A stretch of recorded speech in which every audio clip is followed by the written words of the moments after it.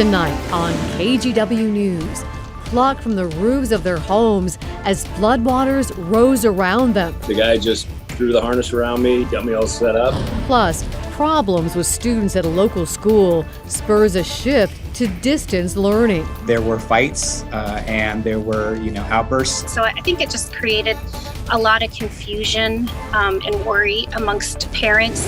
And later, changing oceans. We're still looking at nearly half the ocean being different from the ocean we know. The seafood Oregon is known for may be gone off our coast over the next 50 years. Your news starts now. Hello, and thank you for joining us tonight. We begin with the developing search for a man accused of shooting at a sheriff's deputy. It started in Wasco County, but investigators believe the suspect was in Multnomah County today trying to steal a car. Alma McCarty has a closer look at the crime spree. Alma? The suspect, Logan Cantwell, is still on the run and has been since Saturday. The Wasco County District Attorney tells me he faces attempted murder charges. This all started near the tiny town of Shannico and escalated from there. Armed and dangerous. That's how law enforcement are describing Logan Cantwell, the man wanted in Wasco County for shooting at a deputy. He was willing to fire shots at a sheriff deputy's vehicle. And we're afraid that he's probably going to do it again to avoid capture. Matthew Ellis, the Wasco County DA, said on Saturday the suspect gave deputies a fake name when they pulled him over. Then he took off in a Dodge Durango outside Shannico. He did stop again, but when he got out of the vehicle, he fired shots at the deputy's vehicle, striking the vehicle multiple times in the driver's side area by the windshield. Then, on Tuesday morning, the search for Cantwell shifted to Multnomah County. Investigators issued a reverse 911 call to people in the area after a person matching the suspect's description was reportedly attempting to steal a car on East Larch Mountain Road near Corbett. Deputies also issued a shelter-in-place order for people nearby, but lifted it just before 5 p.m. after spending several hours on the lookout. They believe Cantwell left the area. I would ask that the public do not approach him. Do not try to take justice into your own hands. Please just contact law enforcement and give them the most details you can about his whereabouts. DA Ellis tells me this kind of alleged crime spree is a rarity in Wasco County, in particular firing a gun at a law enforcement officer. This is the first time I've charged out attempted murder since I've been in office. This obviously is a much smaller community than the Portland, Multnomah area. Gun violence is a problem. When people can't use guns responsibly, then we will charge these things accordingly.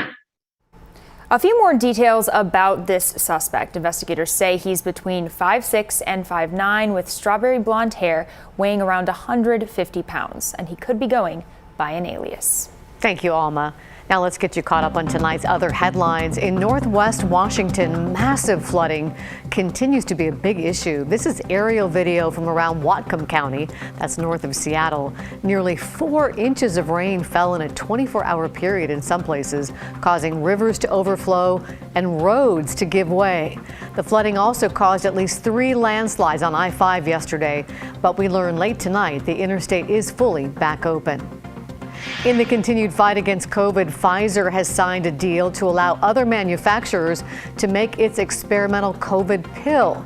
This is a move that would help make treatment available to more than half of the world's population. Earlier this month, Pfizer said its COVID pill cut the risk of hospitalization and death by nearly 90% in people with mild to moderate infections. Burgerville says it's working to reopen 5 of its closed stores before the end of the year. This includes the Lentz location, closed in August due to safety concerns in the neighborhood. Burgerville says the reopenings hinge on them being able to hire enough people. This comes after the restaurant and the workers' union came to a tentative contract agreement last week. The agreement includes a wage and tipping increase, along with expanded benefits for sick, vacation, and paid parental leave. New tonight, students at a local middle school just learned they'll be going back to remote learning for the next 2 weeks. It was a surprise for many families at Reynolds Middle School. Catherine Cook talked with district officials tonight about the unexpected reason why. Catherine? Laurel, it's not because of a COVID outbreak. I asked several times to confirm that. Instead, district officials tell me they need the time to create better safety and emotional support protocols after several fights and outbursts involving a small number of students. The district admits reverting back to distance learning for that may seem extreme, but they believe it's necessary. My daughter came home and said, "Mom, we're not going to go to school after Thursday for 2 weeks." And I was like, "Well, what do you mean?" She goes, "Here, I got this letter." The news came as a surprise to most Reynolds Middle School parents, including Holly Keaton. Her daughter is in the 8th grade. Starting Monday, she and all Reynolds Middle School students will go back to remote learning for 2 weeks. They'll be off this Thursday and Friday so teachers can prepare. District officials say the reason for the in-person pause is not a COVID outbreak, but is related to the pandemic. There were a lot of issues that some students, had a hard time adjusting to. It's kind of a snowball effect. Steve Padilla is Assistant Director of Public Relations for the Reynolds School District. He says after months away from the classroom, COVID protocols, and stress, some students are struggling with the socialization skills needed for in-person learning. But there were fights, there were safety issues, and those issues were causing a disruption in learning. Padilla says the district will take the next 2 weeks to ensure Reynolds Middle School has the necessary social-emotional supports and safety protocols needed to provide a safe learning environment for everyone. He says options may include teachers on special assignment to help other teachers and more staff watching and talking with kids in the hallways. This isn't something that we've gone through before. So this is a learn as you go type of situation. Many schools can relate. This year just feels harder than last year. Carly Strauss is a school psychologist for Salem-Keizer Public Schools. With students coming out of isolation and dealing with a wide range of emotions, she says disruptive behaviors can vary. Something we are advocating for is more support for mental health professionals in our schools, because we are definitely in a mental health crisis right now. You just kind of have to weigh it all, For parents like Holly, it's just one more worry. She's already dealt with 3 school-related quarantines this year. I want my daughter to get the best education she can. It's her last year before high school, so it's kind of a crunch year, So, but at the same time, I understand safety, and obviously student safety is paramount. District officials tell me there have also been a few isolated incidents at Reynolds High School, and they're also creating a plan to address the situation there. However, they say it's not to the point where they need to resort to distance learning to address it. Laurel, back to you. Thank you, Catherine. And new at 11, some students are fed up with Portland Public Schools' decision to delay a vote on a vaccine mandate. Tonight, PPS board members were supposed to vote on the matter, but have decided to delay their decision.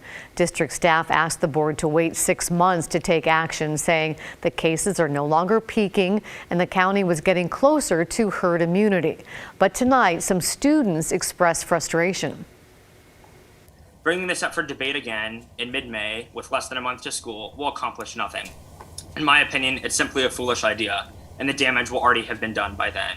You need to act now. You can't be scared of acting. Our public health agencies are not recommending a mandate at this time, and it's not that I want to punt it over to them, but from the beginning we've said we're going to follow public health guidelines, and I think we have done that throughout the pandemic. The board said it also needs more time to discuss protocols for quarantining, guidelines for athletes, and exemptions. The mother of a victim killed from gun violence in Portland is speaking out tonight, and she's seeking justice. She's hoping her plea and a sizable reward will catch her son's killer. Mike Benner spoke with her today. Curtis was an amazing person. The man in these photos is Curtis Smith. Promise Marks will tell you, the apple of her eye. Of course, he was my son. And yes, he is a dad. He's a nephew. He's a grandson. But he was a young man that had a love for life, and he really cared about people. From her home in Arizona, Marks speaks glowingly of her only child. He cared about the well-being of his friends. He cared about making something of his life and being a better human being. It makes what happened on February 25th of this year all the more tragic. While visiting Portland for a friend's funeral, Curtis was shot and killed. His body found in North Portland's Farragut Park. I feel like that day just happened a moment ago. I don't think I'll ever, that moment will never leave me. Marks has no idea why Curtis was gunned down. What she does know is that she did not care for the people he befriended in the last few months of his life. He just was surrounded by a lot of people that I felt were a little bit sketchy. Regardless, Curtis is one of dozens of people killed in the more than 1,000 shootings in Portland this year, none of which is lost on Marks, who wonders if the people shooting the guns truly understand the finality of their actions. This isn't a video game. It's not a movie. Nobody's going to get up after the director says cut and we're doing it, go home. Not at all. Instead, families are left grieving. Detectives are left investigating. And in this case, the FBI is left to offer $15,000 in exchange for information that leads to an arrest and conviction of those responsible for Curtis Smith's murder. This needs to be closed. Justice needs to be served, and whoever's responsible needs to be held accountable. Promise Marks is quite happy the FBI is offering this reward. She is just as happy to learn that the Multnomah County District Attorney Mike Schmidt has hired 4 new prosecutors to handle the mounting gun violence cases. This means more eyes on her son's case. I'm Mike Benner for KGW News.